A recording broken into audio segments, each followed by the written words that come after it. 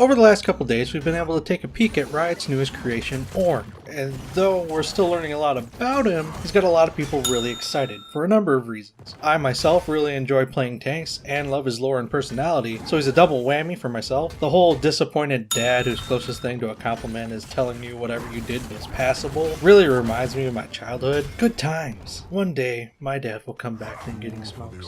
Just know. But another reason people are getting excited for Ornn is that he fits the current league meta like a farmhand fits into freshly tailored overalls.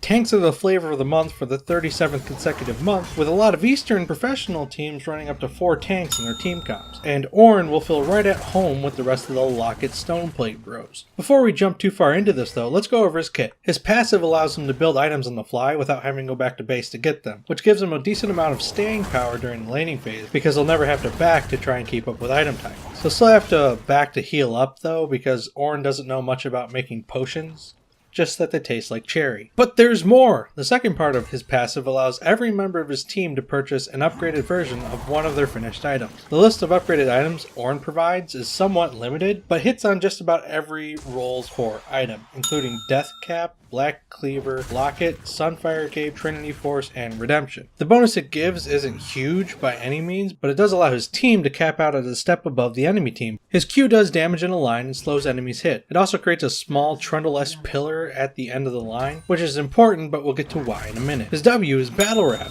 where he spits fire for a few seconds, dissing enemies for up to 25% of their current health and magic damage, giving him a shield and making them brittle. The brittle status effect is unique to Ornn, and brittle enemies have any immobilizing CC effect inflicted upon them increased in duration by 30%. As an example, a 2-second root would now become a 2.6 second root. This gets pretty scary when you toss them in a CC heavy ball comp with something like a Maokai or a Zac. In addition to enhancing CC, brittle enemies are also knocked back a short distance when Ornn hits them with a basic attack, and in addition dealt a percentage of their maximum health and magic damage. His E is a dash that does a bit of damage to enemies he passes through based on his armor and MR. If Ornn collides with terrain, he knocks up enemies in a decent sized AoE around him and applies an increased amount of damage, once again based on his armor and MR. This ability also destroys player made terrain on impact. Anivia Wall? Fuck your wall. Trundle Pillar? Fuck your pillar. J4 Crater? Fuck it. Tilia Trump? Fuck you too. It even destroys his own pillar from his Q. Remember when I said that was important earlier?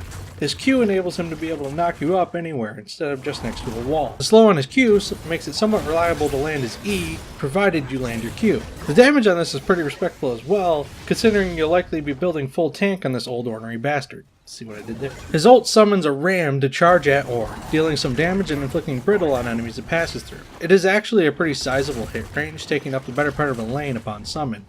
But the fun part is when the ram approaches Ornn, he can show it what for and headbutt it back. It then travels in the direction he headbutts it in, dealing more damage, inflicting brittle again, and this time knocking up enemies it hits. This provides Ornn with a pretty decent engage tool given the size of the ultimate and knocking up enemies it hits. And when he headbutts it back, it actually travels at a pretty decent pace. So now that we're up to speed with his kit, let's get back to putting the square peg into the square hole. He's a tank, he makes other tanks better, and thanks to the percent HP damage on his W, and the percent HP damage he gets when attacking brittle enemies, he's also good against tanks. And if you look at two of our more popular competitive picks, J4 and Tilia, a big part of their kit is making a fucking wall, which this mean son of a bitch is going to tear down with one easy click of his E. Though it'll take some time to flush out which of his matchups he's good into, or bad into, and which comps he fits in with best. Assuming Riot doesn't entirely change the meta between today and 7.18, and Ornn isn't nerfed too hard between now and then,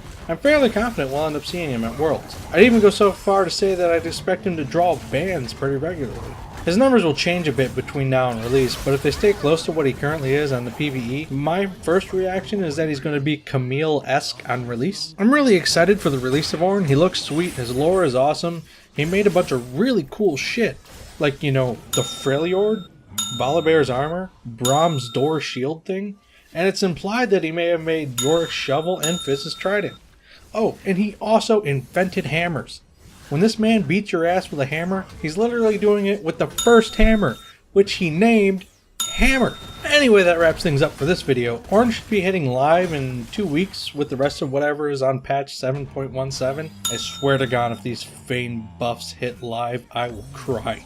and we'll all be able to get our hands on the grumpy fuzzy guy soon. Hit that like button if you liked the video, or dislike it if you disliked it. Subscribe for more content like this, and comment below. Let me know what you think about Ornn. Thanks for watching, and I'll catch you in my next video. Till then.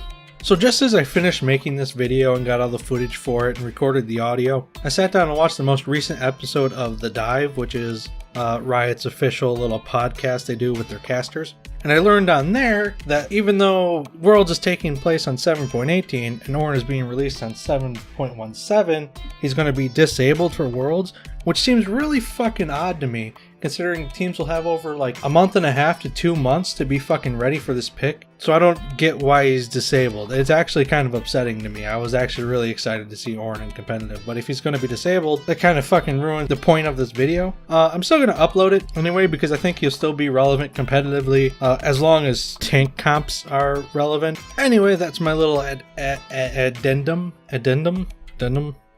That's my little add-on to this video. Thanks for watching again, and I'll see you in my next video. Bye-bye.